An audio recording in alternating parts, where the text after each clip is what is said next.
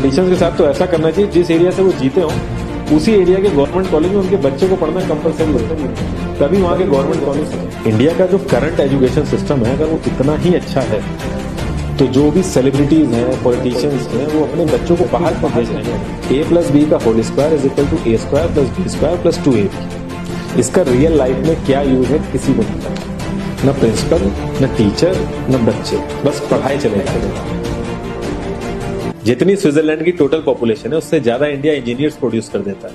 उसके बाद भी रिसर्च एंड इनोवेशन में स्विट्जरलैंड नंबर 1 पे है। इंडिपेंडेंस के बाद से रिपब्लिक ऑफ इंडिया ने 0 नोबेल लॉरिएट्स प्रोड्यूस किए इन साइंस।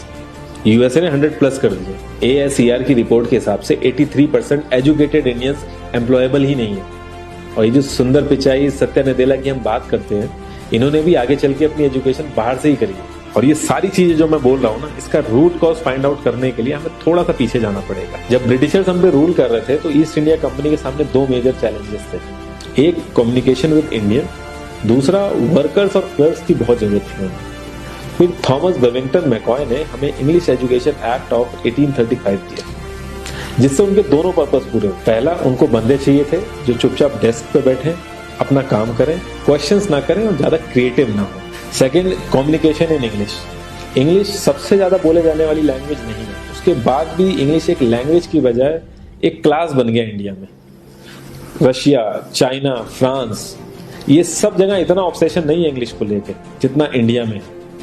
पुअर कम्युनिकेशन बोला जाता है अगर आपकी इंग्लिश अच्छी नहीं है, जबकि इंग्लिश ना आने का मतलब है कि आपको कोई और लैंग्वेज आती है। 5 साल पुराना iOS भी आज की डेट में आउटडेटेड माना जाता है। लेकिन इतनी इंपॉर्टेंट चीज हमारा एजुकेशन सिस्टम आज भी बस थोड़े से चेंजेस के साथ ऐसे ही चल रहा है। हमारे एजुकेशन सिस्टम में रटने का कंपटीशन होता है, जो ज्यादा रट लेता है उसके ज्यादा मार्क्स आते हैं। अब 95% जिसके संस्कृत में आए हैं वो भी संस्कृत नहीं बोल पा रहा है, और बेसिक हिस्ट्री होने की बजाय इतनी मोटी मोटी किताबें हैं हिस्ट्री की जिसका कोई मतलब नहीं। अगर आज की डेट में आपको कुछ भी पता करना, आप गूगल से पता कर लो, उसके लिए आपको याद करने की जरूरत नहीं है इतना कुछ। और ये गवर्नमेंट स्कूल में हर क्लास में इंग्लिश का सब्जेक्ट है। 12-12 साल लगाने के बाद भी लोग इंग्लिश नहीं बोल पा रहे हैं, और बिना किसी बुक को पढ़े 5 साल का बच्चा सीख लेता है, क्योंकि उसको वैसा एनवायरनमेंट मिल जाता है। A+B का whole square is equal to A² + B² + 2AB। इसका रियल लाइफ में क्या यूज है किसी को नहीं पता, न प्रिंसिपल, न टीचर, न बच्चे, बस पढ़ाई चले जा रहे। हो सकता है इसका कुछ मतलब हो, लेकिन आप ट्राई करके देखें ना, किसी को नहीं पता। हाँ, 2AB की जगह अगर आपने 3AB बोल दिया तो 4 लोग हंसने वाले मिल जाएंगे आपके ऊपर। किंडरगार्टन में जो बच्चों को सिखाने के लिए टेक्निक यूज होती है वो लाख गुना अच्छी है कॉलेज की वो रटने वाली टेक्निक से। और जिन बच्चों के बहुत ज्यादा नंबर आते हैं, जो वो छुपा छुपा के एग्जाम में लिखते हैं, आप देखोगे जब वो रियल लाइफ में जाते हैं ना तो ज्यादातर क्रम्बल करते हैं।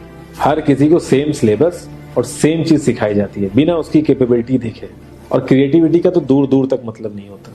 अब एक लाइन से आप शेर, मछली, सांप, हाथी सबको लाइन से खड़ा कर दो और उनसे कहो पेड़ पे चढ़ो, उनको तो जिंदगी भर यही लगेगा ना कि वो तो किसी काबिल ही नहीं है। और द्रोणाचार्य ने भी पांडवों को उनकी स्किल सेट के हिसाब से उनको चीजें सिखाई, सबको एक ही चीज नहीं सिखा दी। और हमारे एजुकेशन सिस्टम में ज्यादा ऑप्शंस भी नहीं है, सबसे ऊपर साइंस, फिर कॉमर्स, और सबसे नीचे जाके कहीं नंबर आता है आर्ट्स का। आर्ट लेने वाले को तो लोग इतना हल्के में लेते हैं जैसे वो किसी काम का ही नहीं। हर माँ बाप को तो इंजीनियर या डॉक्टर ही बनाना है। कॉलेज वाले अगर एक्स्ट्रा कोर्स रख भी देते हैं तो माँ बाप एंट्री नहीं कराएंगे, तो वो सारा पैसा बर्बाद होगा कॉलेज का। तो ऑप्शंस कहाँ से आएंगे? और बचपन से ही आपकी ट्रेनिंग स्टार्ट हो जाती है। माँ बाप, भाई बहन, रिलेटिव सब ये समझाते हैं अगर आपके मार्क्स नहीं आए और जॉब नहीं लगी तो आपकी जिंदगी बेकार है। और लाइफ की क्रिएटिविटी को आप रखते हो साइड में, और ये अच्छे मार्क्स और अच्छी जॉब पाना आपका सपना बन जाता है। अब ये सपना पूरा हो जाता है तो बहुत बढ़िया है, दूसरे को जेलस फील कराओगे, नीचा फील कराओगे। और इस छोटी सी उम्र में अगर सपना टूट जाता है तो सेल्फ डाउट में आ जाओगे। इतना बाहर वाले आपको नीचा नहीं समझेंगे जितना आप खुद की नजरों में गिर जाओगे। आप किसी भी 4-5 सक्सेसफुल आदमियों के बारे में सोच के देखिए जिन्हें आप बहुत सक्सेसफुल मानते हो, या जिनकी तरह लाइफ आप जीना चाहते हो। मैं ये कह सकता हूँ कि वो इस एजुकेशन सिस्टम की वजह से तो सक्सेसफुल नहीं होंगे, चाहे वो जो भी हो। धीरू भाई अंबानी, विराट कोहली, आमिर खान, नरेंद्र मोदी, ये सब हमारे इस करंट एजुकेशन सिस्टम के ट्रैप में नहीं फंसे।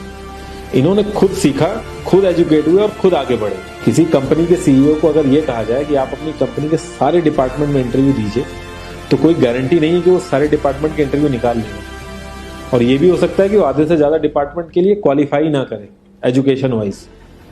लेकिन वो पूरी कंपनी चला सकता है। तो ये जो एक स्किल है, इसके बारे में बात क्यों नहीं होती? लोग अपनी 25% से ज्यादा जिंदगी इस करंट एजुकेशन सिस्टम में लगा देते हैं ताकि अपने से कम पढ़े लिखे आदमी की कंपनी में जाके उसके सपने पूरे कर सकें। इंडिया का जो करंट एजुकेशन सिस्टम है, अगर वो इतना ही अच्छा है तो जो भी सेलिब्रिटीज हैं, पॉलिटिशियंस हैं, वो अपने बच्चों को बाहर क्यों भेज रहे हैं पढ़ने के लिए? इनफैक्ट पॉलिटिशियंस के साथ तो ऐसा करना चाहिए, जिस एरिया से वो जीते हो उसी एरिया के गवर्नमेंट कॉलेज में उनके बच्चों को पढ़ना कंपलसरी हो जाए, तभी वहां के गवर्नमेंट कॉलेज सुधर सकते हैं। 368 प्यून की जॉब के लिए 1.5 लाख ग्रेजुएट और 24,968 पोस्ट ग्रेजुएट ने अप्लाई किया।